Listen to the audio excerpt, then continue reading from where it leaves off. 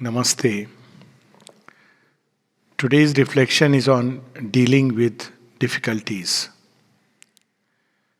Difficulties can be looked at upon in two ways. One is we look at it as a difficulty, a problem, even a danger, etc., which are born out of a reaction of the mind to the challenge.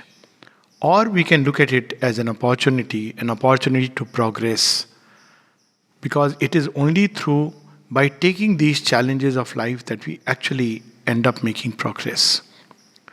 But sometimes the difficulties can overwhelm us, and they overwhelm us mainly, if we really look at it very clearly, it is because we react to them with an excess of emotion. We don't look at it dispassionately. If we learn to look at any difficulty, in fact, any difficulty, if we really look at it very dispassionately, we'll see that 90% of it is contributed because of our emotional reaction to it. Let's say we see, as we are seeing right now, figures, numbers, deaths, illnesses. Now, something within which is afraid of death, afraid of an illness, is reacting that, oh, it shouldn't come to me, it shouldn't happen to me. Now, actually, when we look at difficulties, we'll see that there are two levels at which any difficulty operates. One is outer, there is a problem which is outward, and there is another which is inside. It's important to handle both.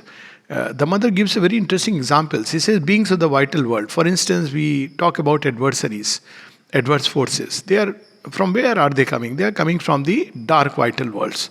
She says, in the vital worlds, you have such forces. They assume a very, very big form. She gives the example of a Danish painter whom she had taught how to exteriorize and come out of the body. But once when he came out, he saw a very huge being, gigantic being, and he was very scared and wanted to come back into the body and to find the way. But then he couldn't. So he just looked at it, and slowly he saw that the whole huge form shrunk and became very small. Now, this is what she is reminding us, that many times the difficulties are not so big, not so much, when we really look at it very dispassionately, in a very calm, rational manner, which is given to human beings. But if you are afraid, then actually we end up feeding it. By our attention and awareness, we give it energy from our side.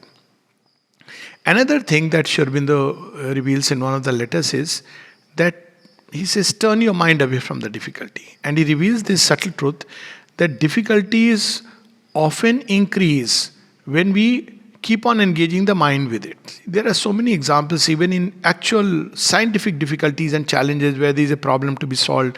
One tries and tries and tries, and then a time comes when one just puts the mind to rest, and then pop, the solution comes in. So he says this is a subtle law, that the more we think about a difficulty, the more it increases. So it's like a paradox. So there is a problem and we want to meet it, we want to solve it.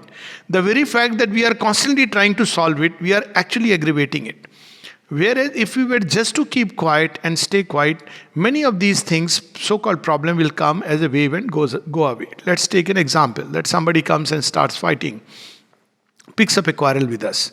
Now we take it as a problem, or there is this person who is always quarreling, and we start quarreling back, and the other person raises the voice, we also raise the voice. Now what is happening is we are stretching that moment. Whereas if were we to just stay quiet, either walk away from there, or maybe just speak a word and walk away, or just stay put quietly, after a while, finding no support from within us, the person will go away. There's a beautiful story about Nalnida when he was, walking on the road, and suddenly somebody met and, started insulting, throwing insults and all kinds of things. For a few minutes, Nalnida heard, and then when the person became quiet to take a breath, he said, is it over? Now can I go? And walks away. So similarly, it applies on all planes and all levels. Many of these adverse forces, they aggravate because we are all the time thinking of how to solve it. Instead of doing that, Sri Aurobindo recommends, the mother recommends, turn your mind away from the difficulty. So where do we turn the mind? There are 100 things in which we can turn the mind. But the best thing, the best object towards which we can turn the mind is to contemplate on just the very opposite which the difficulty comes. So, supposing there is the difficulty where there is a possibility of death. I'm taking an extreme example. Let's take the battlefield of Kurukshetra where there is a possibility of death. So what we should concentrate upon? We should concentrate upon immortality. It is a technique which is used in Raj Yoga, which is called a substitution. Just the opposite. Supposing we are meeting a human being in our life, we are facing the challenge of somebody hating us for whatever reason. So our thought should be concentrated on love. So when we have the problem of illness, our thought should be concentrated on health. Instead of being negatively, how to get rid of this illness. Now, sometimes when people want to get rid of something, they actually keep increasing it. I have a real instance of somebody who had a heart attack. And he said, actually, I'm doing all the right things. I'm doing jogging, I'm eating the right things, I don't indulge in anything. Still, I had a heart attack. Why? So I asked him, but why are you doing all these right things? He said, so that I don't fall ill. Now, you see, this is where the problem comes, that we do these things because we want to ultimately not fall ill. So what is running as an undercurrent in the subterranean regions? It is still fear, it is still anxiety. Whereas if we were to do all these things so that our body can become a fit instrument for the divine work. That's why the Mother, when she says in good health lies the secret of transformation. But this good health is not about maintaining it by something purely only lifestyle changes. Lifestyle changes are good in any case. But most importantly, good health becomes a secret of transformation when we want to maintain a state of balance, when we want to maintain a state of harmony. That is what health is. So when we are in a state of balance and harmony, not because we don't fall sick, that's a very negative way of doing it, but because so that we can offer ourselves more completely at the service of the divine. So this is a very subtle change inside, that we want to be not fall sick because we are afraid of sickness. The second is we want to remain healthy so that we can serve the divine better, longer, in a fit body, in a body growing more and more receptive and open. So this is the second part, to turn our mind away from the difficulty, and whatever be the nature of difficulty, we concentrate our mind on the very opposite. The difficulty comes to challenge. The third way, which she says is very beautiful, she says simply laugh at the adversary. What can the adversary do? Let's take, for example, people are so scared of an illness. What can the illness do at worst? It can take away the body. Worst case scenario, it's death. What are we afraid of? What is it? If we really look at it very squarely, it is simply a changeover. It's a changeover. It's, as we can put it, a complete organ transplant. It is a changeover into a new body, new consciousness, new state, which is always progressive. If you take Mother and Sri Aurobindo's view, and actually the view of original Vedanta. Unfortunately, now we have brought in all this karma aspect and all that no, a man can become an animal. No, it's a constant progression. So what is there to be afraid even about death? So when we look at it from that perspective, we just laugh. Somebody is trying to scare us.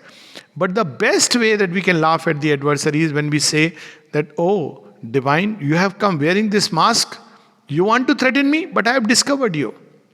The moment we start looking at the divine presence within all things, behind all things, then we begin to laugh. So this is also true.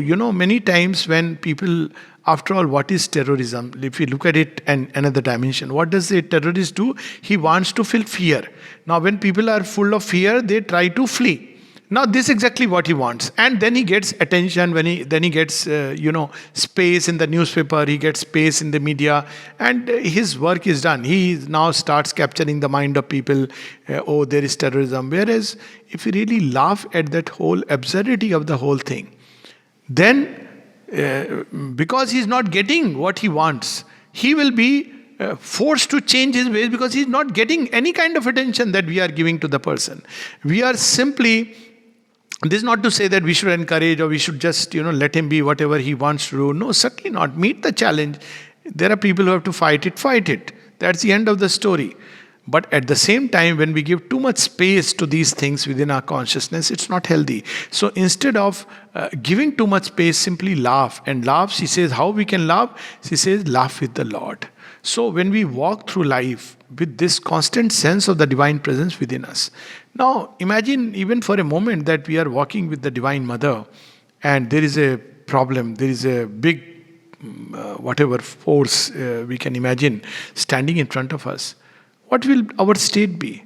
Will we be afraid, or we'll simply look at the Divine Mother and we laugh that, he doesn't know who is the one who is walking with me.